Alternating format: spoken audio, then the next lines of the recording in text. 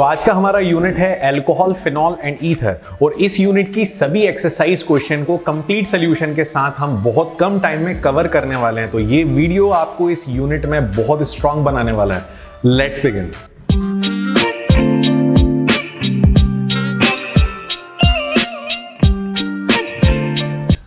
हमारा पहला question alcohol, phenol and ether का the decreasing order of reactivity of hydrogen halide acid in the conversion.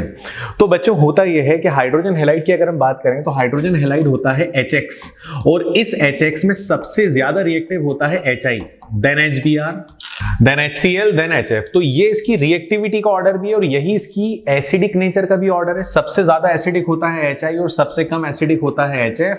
सबसे ज्यादा reactive HI और सबसे कम रिएक्टिव होता है HF। याद रखना आप लोग। तो इस हिसाब से अगर हम देखें तो हमें करेक्ट आंसर मिल रहा है हमारे ऑप्शन बी में। अब क्योंकि डिक्रीजिंग ऑर्डर पूछा है तो ज्यादा रिएक्टिव पहले आएगा, सबसे कम रिएक्टिव लास्ट में आएगा। तो ये हो गया क्वेश्चन नंबर 1।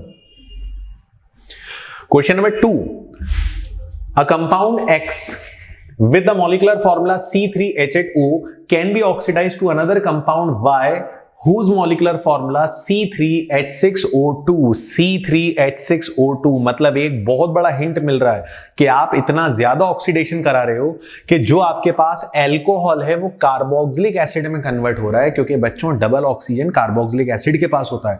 और ऐसा कौन सा अल्कोहल है जो कार्बोक्सिलिक में कन्वर्ट होगा? Primary alcohol. तो हमें 3 कार्बन वाला प्राइमरी अल्कोहल लेना है, तो वो होगा, तो जो आपके पास C3H6O है वो एक्चुअल में प्रोपेन 1 ऑल है और ये हमें ऑप्शन मिल रहा है ऑप्शन सी में। So correct answer is C. इस क्वेश्चन का करेक्ट आंसर होगा सी। आता है नेक्स्ट क्वेश्चन पे। Which of the following reagent will not convert ethyl alcohol into ethyl chloride या क्लोराइड? कौन सा कंपाउंड है जो इथाइल अल्कोहल को क्लोराइड में कन्वर्ट नहीं कर रहा? देखो, PCl5 इथाइल अल्कोहल को इथाइल क्लोराइड में कन्वर्ट कर देता है। वहीं पर SOCl2 अगर हम लेंगे तो SOCl2 से होता है डायजीन रिएक्शन और डायजीन रिएक्शन से भी इथाइल अल्कोहल जो है वो इथाइल क्लोराइड में कन्वर्ट हो जाएगा। सिमिलरली अगर हम यहां पर HCl लेते हैं इन प्रेजेंस ऑफ ZnCl2 तो ये है हमारा ये जो रिएजेंट आप लोगों को दिख रहा है ये रिएजेंट ल्यूकास रिएजेंट है और ल्यूकास रिएजेंट भी अल्कोहल को कन्वर्ट कर देता है क्लोरोअल्केन में, दैट इज इथाइल क्लोराइड। एक लोता रिएजेंट है यहां पर NaCl। NaCl कभी भी अल्कोहल से रिएक्ट नहीं करता क्योंकि अल्कोहल में वो डिसॉल्व होता है। ये बात अलग है कि NaCl की सॉल्युबिलिटी वाटर में ज्यादा है because water is more polar as compare to alcohol, लेकिन NaCl वाटर से ज्यादा डिसॉल्व होगा वाटर में, अल्कोहल में कम डिसॉल्व होगा। तो NaCl is the only option जो अल्कोहल को इथाइल क्लोराइड में कन्वर्ट नहीं कर रहा। So correct answer is B. Question number 4। Next question में अगर आप ध्यान से देखो तो ये हमारे पास एस्टर ग्रुप है और ये हमारे पास कार्बोनाइल ग्रुप है C double bond O। Carbonyl group का रिडक्शन होके वो कन्वर्ट हो गया अल्कोहल में, लेकिन जैसा एस्टर ग्रुप था वो एज इट इज वही है।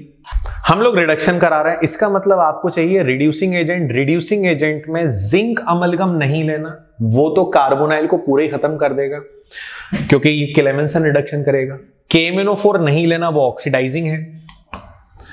LiAlH4 भी नहीं लेना क्योंकि एस्टर ग्रुप को सेम रखना है। It means correct answer is B, क्योंकि NaBH4 एक लोता रिएजेंट है जो एस्टर ग्रुप को डिस्टर्ब नहीं करेगा, सीधे कार्बोनाइल को ऑक्सीडाइज करेगा और कन्वर्ट कर देगा अल्कोहल में। तो बच्चों ये फैक्चुअल क्वेश्चन है, इंपॉर्टेंट क्वेश्चन है, IMP कर लेना। Next question, the correct order of dehydration of alcohol. जब अल्कोहल को एसिड से रिएक्ट कराते हो तो उसमें से वाटर मॉलिक्यूल निकलता है, दैट इज डिहाइड्रेशन। और सबसे तेज डिहाइड्रेशन करता है टर्शियरी अल्कोहल, उससे स्लो करता है secondary, and the least dehydrating alcohol is primary alcohol. तो ये इसका करेक्ट आंसर है। Correct answer is B. Next question, the correct order of boiling point of primary, secondary and tertiary alcohol. जैसा कि हम सब जानते हैं कि बॉइलिंग पॉइंट जो है वो मॉलिक्यूलर मास के डायरेक्टली प्रोपोर्शनल होता है। मतलब मॉलिक्यूलर मास बढ़ेगा तो बॉइलिंग पॉइंट भी बढ़ना ही चाहिए, सिंपल है। ये सारे ऑर्गेनिक कंपाउंड पे एप्लीकेबल है। लेकिन बॉइलिंग पॉइंट ब्रांचिंग के इनवर्सली प्रोपोर्शनल है। अगर ब्रांचिंग बढ़ेगी तो बॉइलिंग पॉइंट कम होगा और आपको पता है सबसे ज्यादा ब्रांचिंग होती है टर्शियरी में, उससे कम ब्रांचिंग होती है सेकेंडरी और सबसे कम ब्रांचिंग होती है प्राइमरी में। तो जहां ब्रांचिंग सबसे कम है उसका बॉइलिंग पॉइंट सबसे ज्यादा है। सो correct answer is a. Primary alcohol का बॉइलिंग ज्यादा है, सेकेंडरी का कम और टर्शरी का सबसे कम। बच्चों again very important question, IMP mark कर लेना। अब आता है हमारा नेक्स्ट क्वेश्चन, अगर हम फिनॉल को कंसंट्रेटेड H2SO4 और कंसंट्रेटेड HNO3 के साथ रिएक्ट कराएं तो हमें प्रोडक्ट क्या मिलेगा। तो सबसे पहले मैं आपको एक बात बता दूं, कंसंट्रेटेड H2SO4 और कंसंट्रेटेड HNO3 का जो मिक्सचर है उसे कहते हैं नाइट्रेटिंग मिक्सचर। अगर फिनॉल का रिएक्शन आपने कंसंट्रेटेड HNO3 से करा दिया तो यहां पर एक अनएक्सपेक्टेड प्रोडक्ट मिलेगा और वो प्रोडक्ट होगा पिक्रिक एसिड। तो यहां पर एक अनएक्सपेक्टेड प्रोडक्ट मिलेगा जिसको हम लोग बोलते हैं पिक्रिक एसिड या फिर 2,4,6 ट्राइनाइट्रोफिनॉल, और ये प्रोडक्ट जो है ये एक्सप्लोसिव के फॉर्म में यूज होता है। इसका मतलब जब आप फिनॉल का नाइट्रेशन कराते हो विद कंसंट्रेटेड HNO3 तो मिलेगा picric acid, that is 2,4,6 trinitrophenol. लेकिन अगर यहां डाइल्यूट HNO3 होता तो क्या आपको आइडिया है क्या प्रोडक्ट बन सकता था? अगर यहां डाइल्यूट HNO3 होता तो बनता orthonitrophenol and paranitrophenol. Question number 8 जो हमारी एनसीईआरटी की बुक में भी दिया हुआ है और ये क्वेश्चन ईथर पर बेस्ड है। क्वेश्चन है the COC bond angle in ether molecule. जैसा कि हम सब जानते हैं ईथर में सेंटर ऑक्सीजन है और आसपास कार्बन की चेन होती है और ये जो ऑक्सीजन है फ्री नहीं है, इस पे lone pair of electron present है। अब नॉर्मली जब ये बल्की अल्काइल ग्रुप्स के बीच में रिपल्शन हो रहा है, ऊपर से lone pair of electron repulsion कर रहे हैं, तो इसको ईथर बैलेंस करना चाहता है और बैलेंस करने की वजह से इसका बॉन्ड एंगल वैसे sp3 वालों का बॉन्ड एंगल, sp3 हाइब्रिडाइजेशन का बॉन्ड एंगल होता है 109 डिग्री 28 मिनट। लेकिन इतने रिपल्शन को बैलेंस करने के चक्कर में ईथर का बॉन्ड एंगल 109 डिग्री नहीं होता बल्कि उससे ज्यादा हो जाता है और इसका बॉन्ड एंगल होता है more than 110 degree, that is around 111 degree. तो करेक्ट आंसर यहां पर ए है। इस कॉन्सेप्ट को याद कर लेना, just to balance the molecule and to minimizes the repulsion its bond angle is greater than tetrahedral angle, that is around 111 degree. Question number 9, the major product of the reaction between tertiary butyl chloride and sodium ethoxide। tertiary butyl chloride, tertiary butyl chloride का reaction जब हम sodium ethoxide से कराते हैं तो sodium ethoxide जो है वो स्ट्रॉन्ग बेस है। अब अगर स्ट्रॉन्ग बेस के सामने प्राइमरी अल्काइल हैलाइड आ जाता तो कोई बात नहीं थी, सब्स्टिट्यूशन होता, क्लोरीन की जगह OC2H5 आ जाता, सिंपल है, ईथर बन जाता। लेकिन यह है tertiary alkyl halide. Tertiary alkyl halide थोड़े वीक होते हैं, उनका हो जाता है डिहाइड्रेशन और ये डिहाइड्रेशन करेगा स्ट्रॉन्ग बेस NaOC2H5 और जब डिहाइड्रेशन होगा तो अल्फा कार्बन निकालेगा हैलोजन और बीटा कार्बन निकालेगा हाइड्रोजन। तो फाइनली यहां से जब हैलोजन निकलेगा तो सोडियम के साथ बना देगा NaCl। बीटा कार्बन ने हाइड्रोजन निकाला, वो OC2H5 के साथ मिलकर बना देगा C2H5OH। एंड फाइनली हमारे पास बीटा कार्बन जो है वो बन चुका है CH2। अल्फा कार्बन का हैलोजन निकल गया, वो हो गया C, तो दोनों के भी double bond, double CH3 already है और ये हमारा जो प्रोडक्ट है दैट इज अल्कीन। और इस अल्कीन का अगर हम नाम लिखें तो कार्बन नंबर 1, 2, 3, तो ये हो जाएगा 2-methyl prop 1-ene। तो करेक्ट आंसर है ए, 2-methyl prop 1-ene। Question number 10 और इस क्वेश्चन में आपको कंपाउंड दिया है CH3 होल थ्राइस CO और O के आगे है CH2CH3। इसका रिएक्शन हम लोग करा रहे हैं HI से। मैंने अपने प्रीवियस वीडियो में सेम क्वेश्चन डिस्कस करा था, मैं दोबारा डिस्कस करूंगा क्योंकि बहुत इंपॉर्टेंट है। और ये जो कंपाउंड है आप सभी लोग देख सकते हैं, ये एक ईथर है। ईथर के आगे कार्बन की चेन है, पीछे भी कार्बन की चेन है, लेकिन दोनों तरफ जो कार्बन की चेन है उसमें एक तरफ टर्शरी कार्बन की चेन है और ये है टर्शरी कार्बन की चेन। टर्शरी कार्बन की चेन हमेशा हैलोजन को ऐड करना चाहती है ताकि उसमें प्लस चार्ज आ जाए। तो टर्शरी कार्बन की चेन हैलोजन को अपने साथ ऐड करेगी और फाइनली बना देगी। फाइनली इसने बना दिया टर्शरी अल्काइल हैलाइड, जहां पे टर्शरी कार्बन पे प्लस आ चुका है क्योंकि हैलोजन जुड़ गया उससे।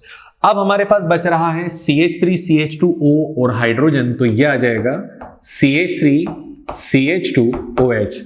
तो ये आ गया टर्शरी अल्काइल हैलाइड और उसके साथ अल्कोहल। कभी कभी पूछ लेते हैं कि इसका मैकेनिज्म क्या है, तो क्योंकि कार्ब केटायन फॉर्म हो रहा है तो इसका मैकेनिज्म है SN1 रिएक्शन मैकेनिज्म। तो इस हिसाब से अगर हम देखें तो हमारा करेक्ट आंसर होता है option A. Option A is correct.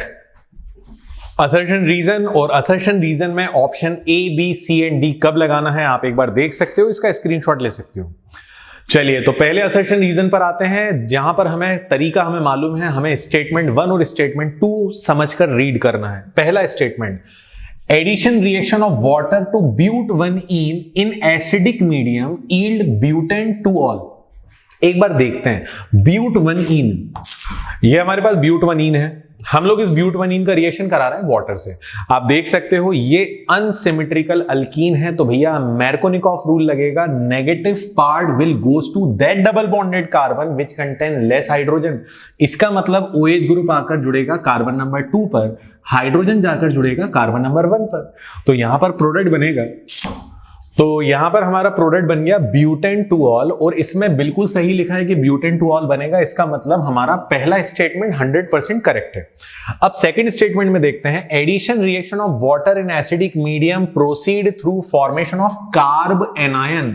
100% गलत है, कार्ब एनायन बनेगा नहीं, बल्कि आप देख सकते हो OH ग्रुप पे नेगेटिव है, नेगेटिव ग्रुप जिस जगह जुड़ता है वहां पे पॉजिटिव कंसीडर करा जाता है, तो भैया यहां पे कार्ब एनायन नहीं बनेगा बल्कि बनेगा कार्ब कैटायन। अगर पूछा जाए कौन सा कार्ब कैटायन बनेगा, तो आप देख सकते हो ये कार्बन जो है इस पे प्लस चार्ज आएगा, और ये कार्बन सेकेंडरी कार्बन है, तो इसका मतलब यहां पर बनेगा सेकेंडरी कार्ब कैटायन। पहला स्टेटमेंट करेक्ट है, सेकंड स्टेटमेंट रॉन्ग है। जब ऐसा हुआ करे तो हम टिक करेंगे ऑप्शन सी को, तो ऑप्शन सी हमारा करेक्ट है।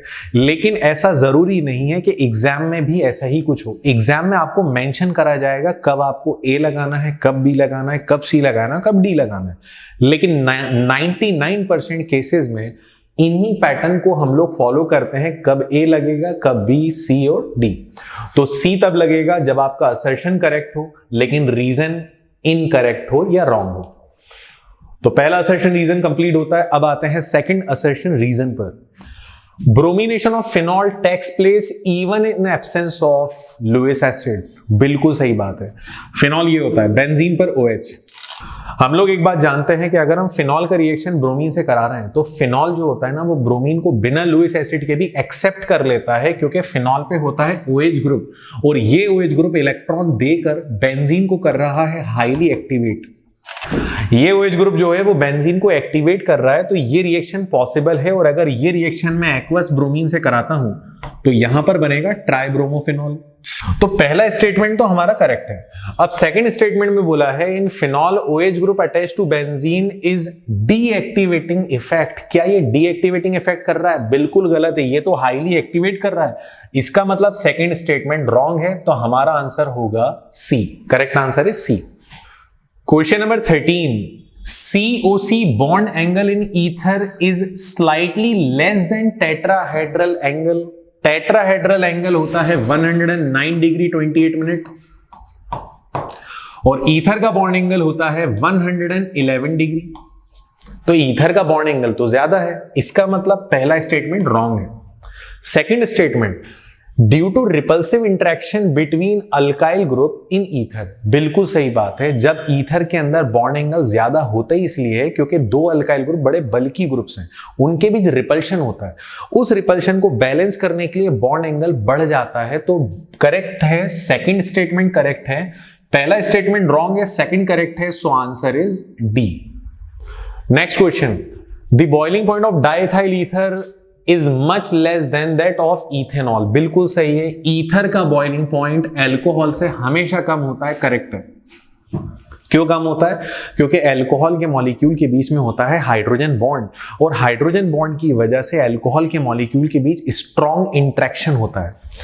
इसका सेकंड स्टेटमेंट देखते हैं, in ethanol the molecules are associated the formation of intermolecular hydrogen bonding whereas in diethyl ether it is not possible। ये स्टेटमेंट भी करेक्ट है, और मैंने आपको बताया जब दोनों करेक्ट हो तो बीच में बिकॉज लगा दिया करो। बिकॉज लगाने के बाद अब पढ़ो सेकंड स्टेटमेंट, तो तुम्हें पहला स्टेटमेंट और सेकंड स्टेटमेंट दोनों कनेक्टेड मिलेंगे।